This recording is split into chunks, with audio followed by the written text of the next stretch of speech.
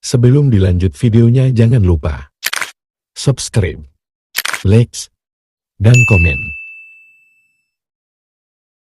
Selanjutnya, mari kita simak kajian tadabbur ayat-ayat yang berkaitan dengan keluarga bersama Ustadz Sanif Ali Syahbana, LC, dengan tema Surat Al-Baqarah ayat 229 sampai 230.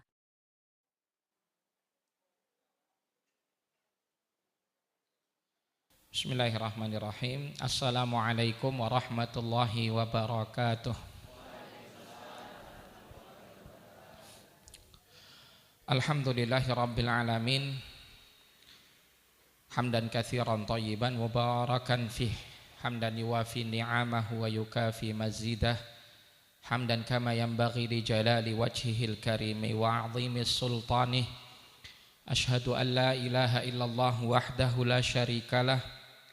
Wa ashhadu anna Muhammadan abduhu wa rasuluh.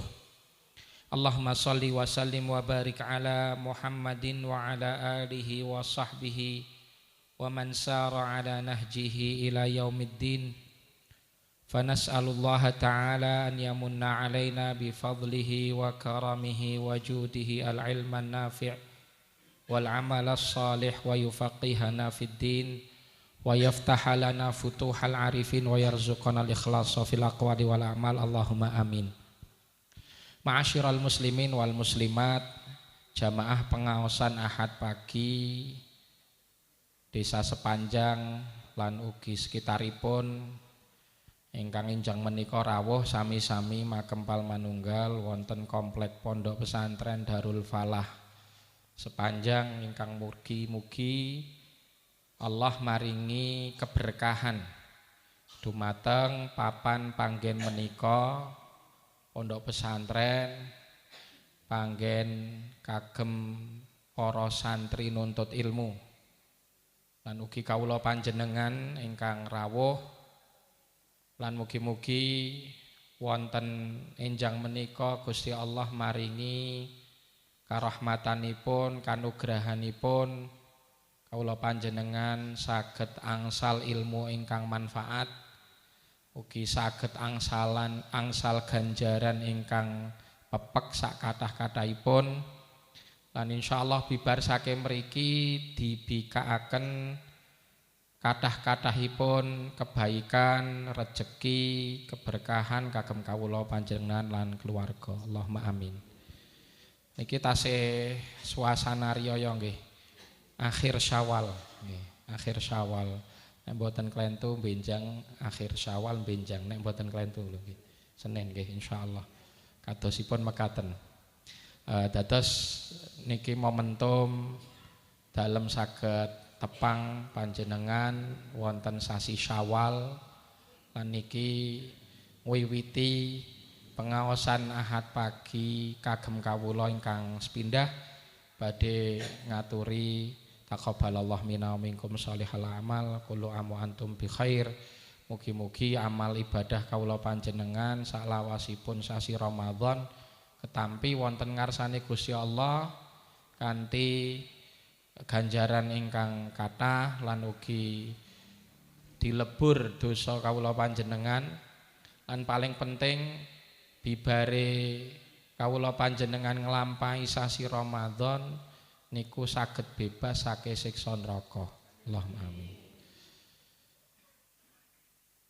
Salajengipun lepat kawula dumateng panjenengan sami ingkang zahir batin ingkang disengaja utawi mboten disengaja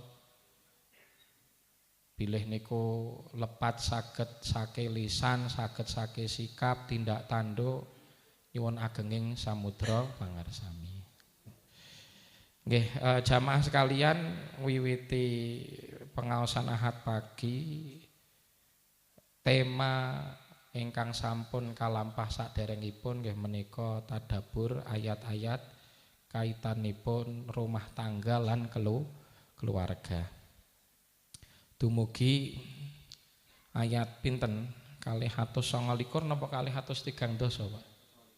229. Berarti sak menika 230 dosa.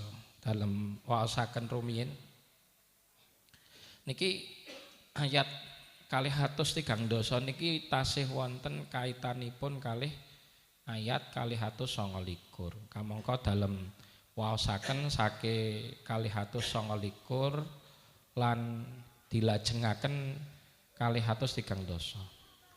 A'udzu billahi minasy syaithanir rajim. At-talaqu marratan fa imsakun bima'rufin aw tasrihun bi ihsan. ولا يحل لكم أن تأخذوا مما آتيتموهن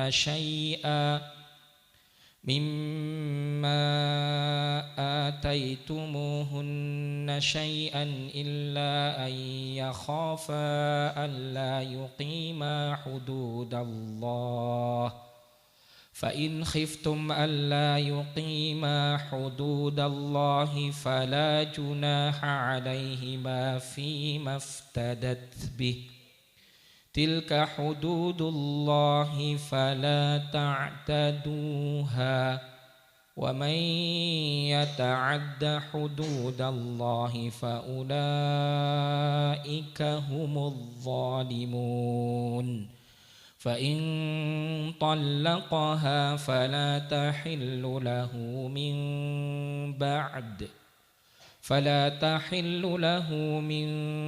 بعد حتى تنكح زوجا غيره فإن طلقها فلا جناح عليهما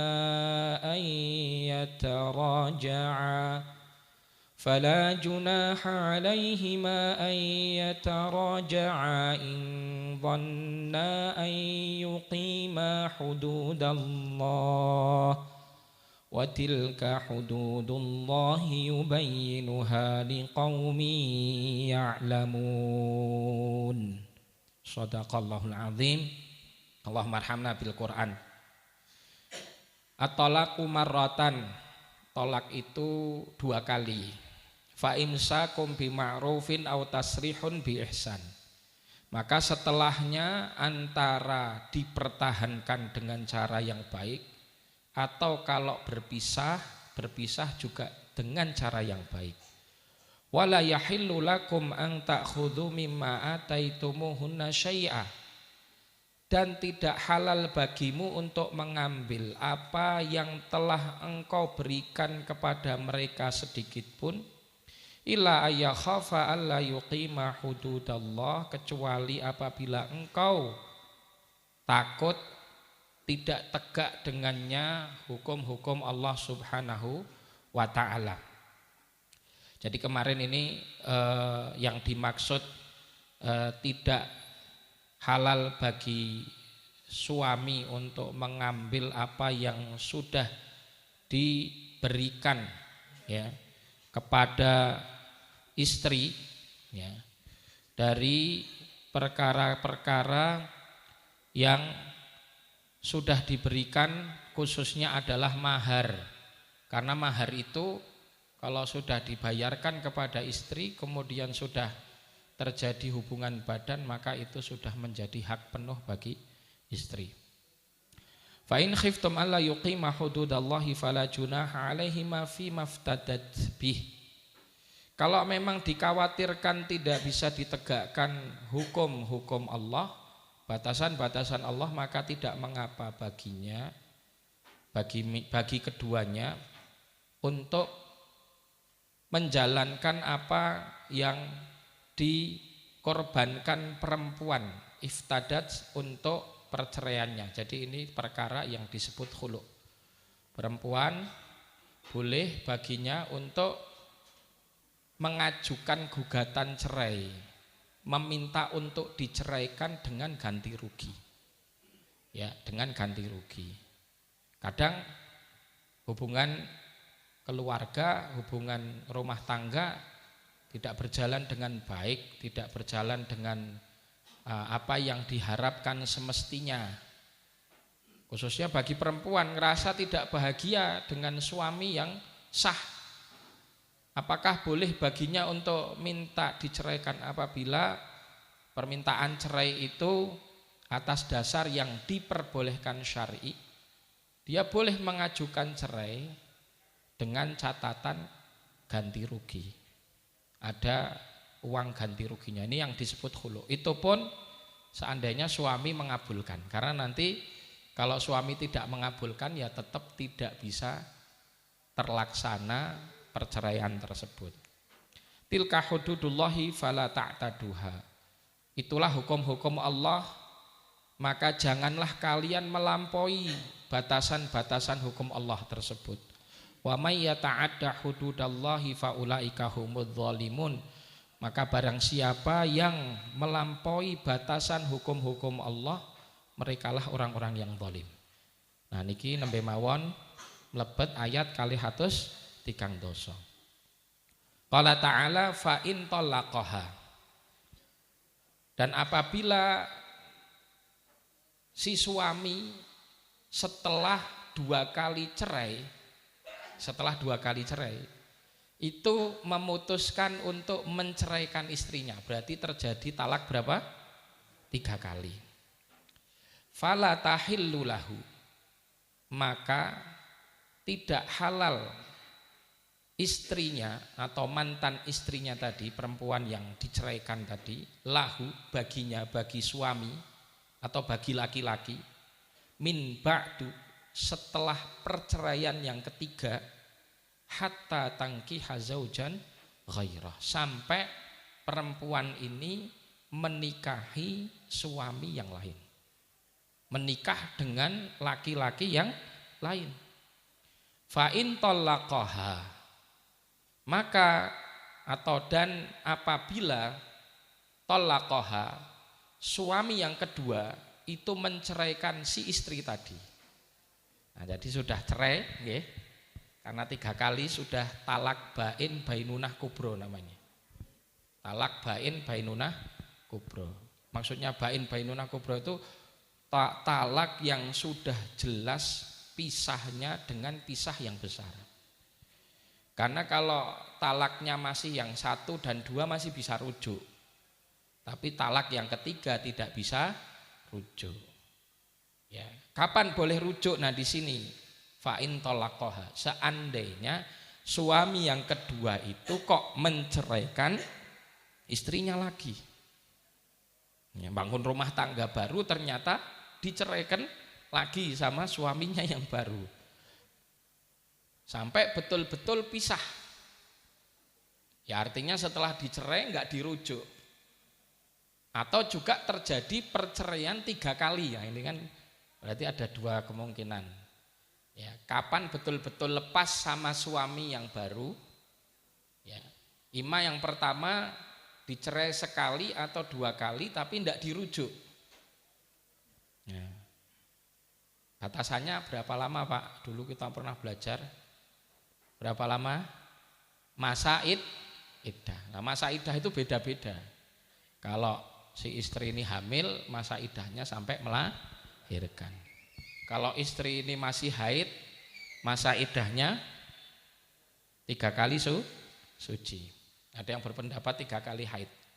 Tapi mazhab Syafi'i 3 kali suci. Kalau sudah tidak haid, berarti 3 bulan. Ini ku masa iddah diinget-inget. Kalau belum terjadi hubungan badan sama sekali, tidak ada masa iddahnya. Kalau belum terjadi hubungan badan sama sekali, enggak ada masa iddah. Ini iddah cerai hidup ya. Iddah cerai hidup. Iddah cerai mati beda lagi. Berapa lama Bu? Iddah cerai mati kalau ditinggal mati. Ditinggal mati berapa lama iddahnya? Kalau dia hamil sampai melahirkan. Kalau tidak hamil 4 bulan 10 hari. Ayo diinget-inget lagi nggih. Ada cerai hidup, ada cerai mati. Cerai hidup dibagi jadi 4 iddahnya. Yang pertama, nah ini dari yang paling sedikit atau enggak ada idahnya malah kalau belum terjadi hubungan badan. Habis akad nikah, ngelihat istrinya, sebelumnya kan mungkin belum lihat. Pas lihat istrinya, loh kok ngene? Nggak terima. Wah jebule nggak sesuai ekspektasi. Salah dewe kan nggak, ta'arufnya nggak ditutup. Tapi sekodar wah terjadi. Akhirnya apa? Diceraikan. Padahal belum terjadi apa. Non sewu. Jangankan ini tadi kasus ya. Wong yang sudah nikah 1 tahun, terus ternyata belum terjadi apa-apa ada, Pak. Sampai kemudian diceraikan. Nggih, ada kasusnya begitu. Penate mireng dereng. Wonten, Pak. Wonten kasus itu. Nggih, entah gimana ya maksudnya situasinya, tapi yang kami dengar itu ya bahwa si istri ini enggak mau berhubungan badan. Oke. Padahal sudah jadi suami istri yang sah. Entah alasannya apa, dia enggak mau. Nolak terus gitu. Suaminya sabar kebetulan karena situasi tertentu tugas masing-masing LDR. Gitu. LDR ngertos mboten, Pak? Mboten ngertos monggo LDR no. Simbah LDR ki napa ta? LDR niku hubungan jarak jauh, maksudnya napa ingkang jaler kali setri niku mboten setunggal griya, mboten setunggal panggen. Kadang beda kota malah. Sing niki nyambet damel, sing niki nggih nyambet damel. Mbok menawi napa sing setunggal nyambet damel, sing tunggal teng griya. Ya, terjadi LDR gitu. Akhirnya apa? Setiap ada momen pertemuan, kesempatan, mungkin ketemu sebulan sekali, suaminya pulang gitu. Tapi ya begitu, berulang-ulang ketika diajak berhubungan tidak mau. Sampai 1 tahun, Pak. Sampai 1 tahun. Akhirnya ya si suami ini wis enggak sabar gitu ya. Sudah enggak sabar. Ya, akhirnya diputuskan untuk si akhwat ini diceraikan, dikembalikan kepada orang tuanya. Ketika lafaz talak itu jatuh, langsung seketika itu selesai masa iddah, nggak bisa dirujuk. Karena memang belum terjadi apa? Hubungan badan. Itu klasifikasi pertama nggih, kalau cerai hidup belum terjadi hubungan badan, ada masa iddahnya mboten? Mboten. Kalau setelah itu perempuan ini langsung mau nikah sama yang lain boleh. Siapa tahu dia nggak mau hubungan badan masih teringat mantan, Pak. Oke, karena masih teringat mantan kan, nggak mau. Ya bisa jadi, wallahu taala alam. Yang kedua klasifikasinya, kalau sudah terjadi hubungan badan, kemudian dia hamil, maka iddahnya sampai melahirkan. Niki dalam ulang loh, soalnya pun nate neng kesupen toh. Nah, kalau dia tidak hamil dan haid, berapa lamanya? 3 kali suci. Namanya orang wanita haid kan ada haid, ada suci. Berarti nunggu 3 kali suci. Kalau dia sudah hubungan badan sama suaminya, tapi enggak haid, kan nonton nggih. Piantun setri ingkang kadang mboten haid. Wonten apa mboten? Wonten. Nggih, khususipun ingkang sampun menopause. Bahkan yang tidak menopause itu ada loh yang masih muda tapi haidnya tidak teratur sehingga sampai berbulan-bulan, sampai bahkan 1 tahun full itu ndak haid. Nah, ini nanti dimasukkan hukumnya kepada yang tidak haid. Berapa nunggunya? 3 bulan. 3 bulan itu 3 bulan komariah. 3 bulan komariah, nggih, 3 bulan komariah. Bukan Januari, Februari mboten lho nggih. Nanging Muharram, Safar, Rabiul Awal niku 3 bulan komariah. Soalnya mengke geseh tanggal niku nggih repot lho. Nggih to? Ingkang jaler ngitange ngagem Masehi. Nggih to? Wingi tak pegat sasine Maret kok. Wis ngitung-ngitunge awal Maret berarti mikire akhire niku berarti Maret, April, Mei, akhir Mei. Loh, padahal nek dijumlah kathah pundi niku? Masehi napa Komari? Masehi langkung kathah. Lah tanggal nek Mei niku berarti 31 nggih akhire. 31 Mei ingkang jaler wong tak rujuk ya. Oh ngapunten Mas, Mas wis telat. Telat piye iki, Dik? 3 sasi kok. Akhir Mei. Ngapunten Mas, Mas jenengan salah ngetang. Nggih. Ngapunten nggih, kula pun gadah calon sanes ngoten. Niku salah ngetang niku nggih repot nih. Jadi sekali lagi 3 bulan Komari. Itu tadi kalau cerai hidup. Cerai mati ada 2 klasifikasinya, napa? Kalau hamil sampai melahirkan. Kalau tidak hamil 4 bulan 10 hari. Meskipun belum terjadi hubungan badan, tetap 4 bulan 10 hari. Oke. Jadi kalau cerai mati itu klasifikasinya mung kalih. Hamil atau tidak hamil. Mekaten nggih? Jelas? Ya, barakallahu fikum. Fa in talaqaha fala junaha alaihima ayyataraja'a. Seandainya suami yang kedua itu menceraikan, ya tentu setelah cerai habis iddah tadi saya katakan, kalau cerainya yang pertama dan kedua atau bahkan yang ketiga. Setelah dicerai habis masa iddah, maka fala junaha alaihima. Tidak mengapa bagi keduanya. Hima keduanya ini maksudnya perempuan dengan suami yang pertama, bukan suami yang kedua. Ya, perempuan tadi yang dicerai dengan suaminya yang pertama, fala junaha alaihima, tidak mengapa bagi keduanya ayyataraja'a, untuk kembali rujuk, membangun rumah tangga lagi, nikah lagi. Boleh in dhanna ayyuqima hududallah. Apabila keduanya yakin, dhanna di sini, atau berprasangka, punya harapan bahwa dengan mereka balik rujuk menikah lagi, pernikahan ini bisa menegakkan hukum-hukum Allah. Nah, di sini penting. Jamaah yang dirahmati oleh Allah, tujuan menikah itu ibadah. Nih. Makanya di sini disinggung sama Allah, in dhanna an yuqima hududallah. Kalau keduanya yakin dengan pernikahan ini hukum-hukum Allah bisa ditegakkan. Artinya tidak terjadi kedzaliman antar kedua pasangan. Lah nek badhe rujuk mong mangke dzalim-dzaliman melih, saling menyakiti, nggih. Terjadi cekcok lagi, terjadi napa niki persengketaan lagi, lah buat apa?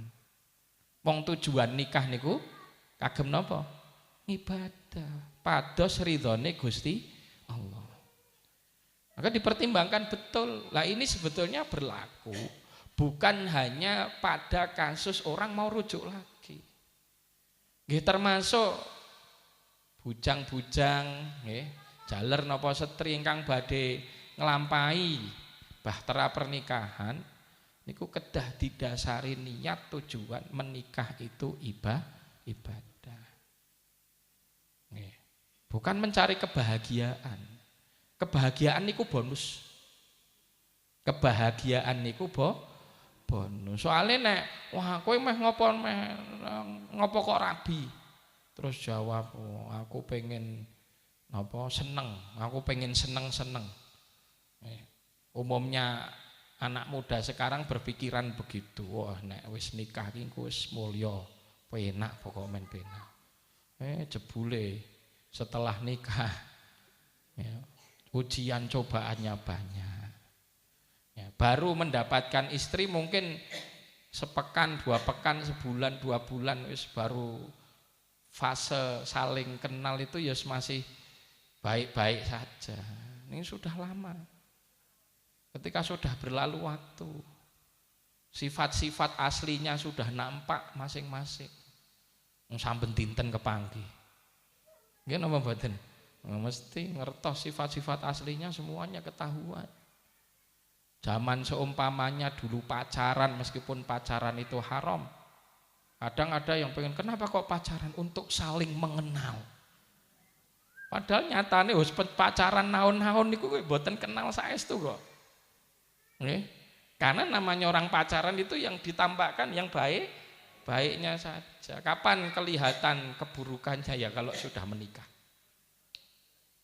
Belum lagi godaan ujian kebosanan itu ada ya, setan. Bosen wae. Oleh bojo kok cerewet. Aku ora betah ning omah. Lah kan yo kadang udah ngerti juga cerewetnya dari sebelumnya gitu kan. Tapi ya begitu, ada kebosanan atau sebaliknya. Wah, duwe bojo kok menengan. Aku mulai ngomah kaya mulai kuburan gitu. Karena saking sepine. Itu muncul itu setan nanti menghembuskan gitu ya. Bosen nih. Nah, akhirnya rumput tetangga lebih hijau, tergoda. Tanggane sing pundi mboten ngertos sing penting. Nah, itu terjadi begitu. Makanya kebahagiaan itu tidak dijamin dengan pernikahan. Saya katakan kebahagiaan itu bonus. Tapi yang harus betul-betul kita kejar itu ridhonya Allah. Nah, wallah, pernikahan yang dipenuhi dengan ujian cobaan, macam-macam. Ya, kadang diuji dengan ujian cobaan harta, ya, musibah, sakit dan macam-macam. Bahkan suami istri itu ya sering nggak rukun gitu, tapi masih menjaga rumah tangga ini tetap langgeng. Dan keduanya di akhir sampai akhir hayat saling ridho. Dan dengan keridhaan itu Allah juga ridho. Wallah, ini lebih baik rumah tangga seperti ini ya, dibandingkan yang kayak-kayaknya rumah tangganya itu baik-baik saja gitu ya, tapi nggak dapat ridhonya Allah. Banyak di masyarakat kita sekarang ya, kalau dilihat rumah tangga ya kayaknya baik-baik saja, adem ayem, tapi ada kemungkaran di rumah itu tidak saling mengingatkan. Malah kadang ya kemungkaran yang terjadi itu hasil kolaborasi suami istri yo, repot lah. Oke. Seumpamane sing jaler mboten salat ngene. Wis ora apa-apa Pak, ra salat ning sampean memang kesel. Bar nyambut damel lho piye. Kemungkaran terjadi gitu. Istrinya keluar rumah tidak pakai jilbab, tidak menutup aurat. Suaminya ya diem-diem saja. Nggih. Waliyadzubillah. Macam-macam. Kadang kemungkaran terjadi. Saya nggak perlu nyebutkan macamnya, tapi kemungkaran itu kadang terjadi di rumah.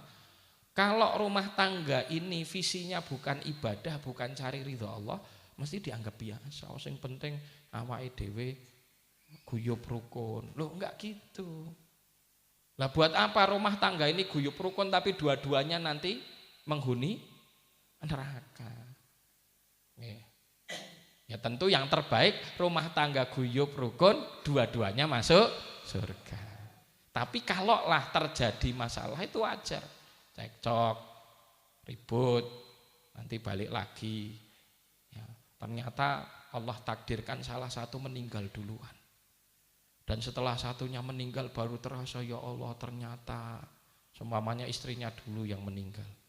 Suaminya baru terasa, ya Allah jasa istri saya ternyata besar ya. Jebule ya Allah kelingan zaman ketika masih hidup, kebaikan-kebaikannya. Akhirnya suaminya bilang, wahai Allah, dengan ini saya bersaksi bahwa saya ridho kepada istri saya. Saya ridho kepada istri saya. Saya bersaksi istri saya istri yang baik, istri yang solehah. Saya ridho istri saya untuk engkau masukkan surga. Wah, masya Allah. Okay. Begitu juga istri, suaminya meninggal duluan. Pas ketika hidup, ya Allah sering ribut, macam-macam, kurang ini nuntut, wah disalahke. Setelah suaminya meninggal, jasa-jasanya itu baru terasa. Wah jebule ya Allah, bapak ki dhisik rikala jek urip, wah teringat semuanya. Ya, baru setelah itu kemudian ya Allah, saya ridho kepada suami saya. Saya bersaksi dia orang yang baik, tidak mendolimi saya. Kalaupun ada kedoliman saya ikhlaskan. Loh, ini insya Allah langgeng dunia akhirat. Nah ini maka di sini dari yang disampaikan Allah di dalam firman-Nya indzonna ayyuqima hududallah, ada isyarat bahwa rumah tangga itu tujuannya adalah untuk menegakkan hukum Allah, untuk mencari ridhonya Allah dengan mengerjakan perintahnya dan menjauhi larangannya. Jadi amar ma'ruf nahi mungkar itu harus tegak loh di rumah tangga. Nggih. Nawin jenengan ningali pasangan kok tidak ibadah, tidak sholat, nggih ditegur. Jangan dibiarkan saja. Harus tegak amar ma'ruf nahi mungkar. Dengan cara yang baik tentunya. Dengan cara yang baik. Suami juga begitu, apalagi suami. Suami ini fungsinya qawam. Fungsi tugas dari suami itu sebagai pemimpin yang menegakkan nilai-nilai Islam di tengah rumah tangga. Kenapa kok sekarang bangsa kita ini lemah? Masyarakat kita lemah. Bangsa dan masyarakat itu lemah karena rumah tangga dan keluarga lemah.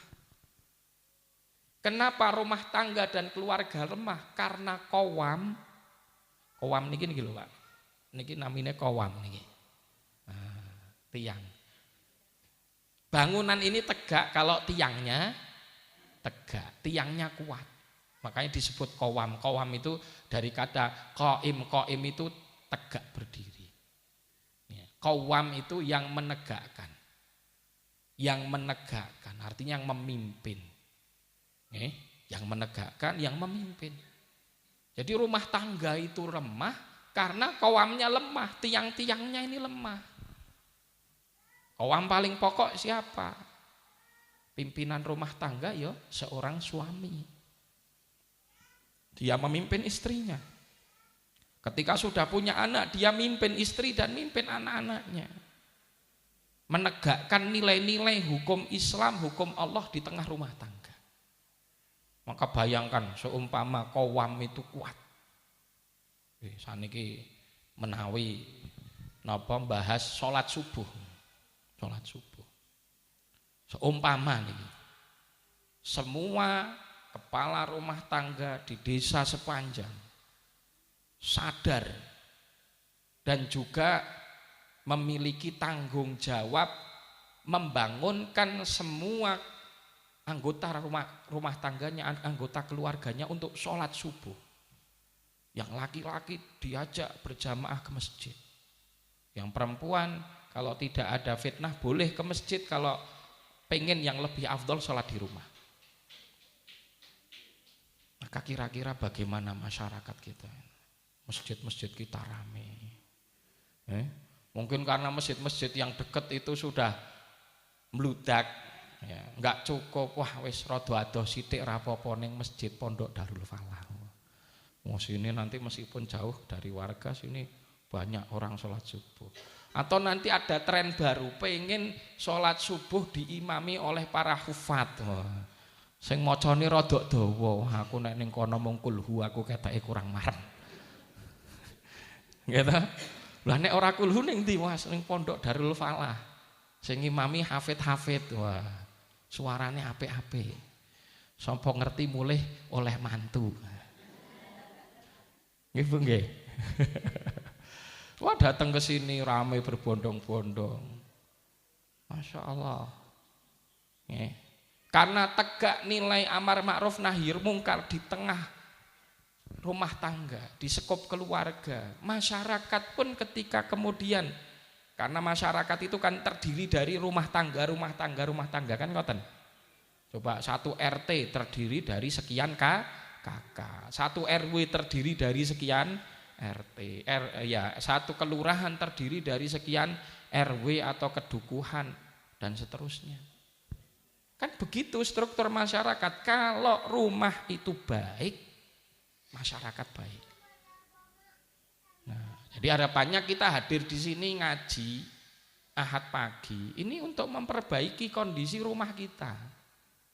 Khususnya niki tema kula niki nggih bab keluarga. Pulang dari sini itu bawa kebaikan-kebaikan yang kita tegakkan di rumah. Insya Allah masyarakat kita akan baik. Kalau masyarakat baik berarti bangsa negara akan baik. Itulah implementasi dari firman Allah Subhanahu wa taala, innallaha la yughayyiru ma biqaumin hatta yughayyiru ma bi anfusihim. Sampai mereka merubah. Kita ngeluh ke ya Allah ki kok isine wong do korupsi. Ya nek pengen memperbaiki korupsi itu dimulai dari rumah tangga, dari keluarga. Memang perlahan-lahan, Pak. Ya, tidaklah terjadi krisis sampai menimpa kepada sumber daya insani sehingga muncul orang-orang jahat, orang-orang korupsi, orang-orang rampok, orang-orang maling. Itu kecuali karena kerusakan yang jangka panjang. Jadi dilihatnya bukan sekarang, dilihatnya beberapa tahun lalu. 10, 20, 30, bahkan 40 tahun lalu. Pendidikan di masa itu yang kemudian bergeser kepada zaman sekarang melahirkan generasi tersebut. Nah, berarti kalau kita mau perbaikan kita mulai dari keluarga kita dan kita yakin 10 tahun, 20 tahun, 30 tahun ke depan akan muncul generasi yang baru, generasi yang amanah, generasi yang jujur, ya, generasi yang betul-betul handal, kuat, bisa menopang kebutuhan daripada bangsa dan negara. Maka dari orang-orang itulah, dari generasi itulah negara itu nanti akan makmur. Baldatun thayyibatun wa rabbun ghafur. Nah, ini penting sekali, ini saya garis bawahi yang difirmankan oleh Allah, indonna ayyuqima hududallah wa tilka hududullahi yubayyinuha liqaumi ya'lamun. Dan itulah batasan-batasan hukum Allah, Allah jelaskan kepada orang-orang yang mengetahui, kepada kaum yang mengetahui. Ya, jadi semoga kita bisa dimudahkan oleh Allah, diberi taufik oleh Allah untuk menegakkan hukum-hukumnya, nilai-nilai syariatnya pada diri kita pribadi dan juga kepada keluarga kita, sehingga kemudian akan terrealisasi kebaikan di tengah-tengah masyarakat kita dan bangsa negara kita. Wallahul muwafiq ila aqwamit thoriq wa sallallahu wa sallim wa barik ala Muhammadin wa ala alihi wa sahbihi ajmain. Syukran jazakumullah. Ini langsung enten pitangletan Ustaz yang masuk di 085643972312. Masya Allah saderengipun iki kaitanipun kali amar ma'ruf nahi mungkar rugi. Assalamualaikum, tanya Ustadz, bagaimana sikap istri apabila suami sulit diajak ngaji dan sulit diajak sholat jamaah? Niku berarti amal solehin jenengan. Amal soleh. Nggih. Sabarin jenengan sebagai seorang istri untuk membersamai suami yang seperti itu mendatangkan pahala yang besar. Jadi ampun putus asa, terus diingatkan, terus dibersamai. Ampun kesel Pak Ustaz, pun bola bali. Ampun kesel, wong kesel jenengan niku angsal ganjaran kok. Nek kesel mboten angsal napa-napa nggih wajar ditilar. Tapi karena keselnya itu mendatangkan pahala, ya diteruskan. Diteruskan. Kita tidak tahu kapan Allah Subhanahu wa taala membukakan hati pasangan kita. Ya, bisa jadi nasihat yang ke-1000 baru dibukakan hatinya. Lalu kita baru sudah 999 sudah pesimis, sudah mandek, padahal yang ke-1000 itu nanti. Ya ampun, wis pokomen terus. Nggih, ya sikapnya begitu sabar, dibersamai terus, niku pahala ingkang ageng. Nggih, ampun putus asa. Mekaten.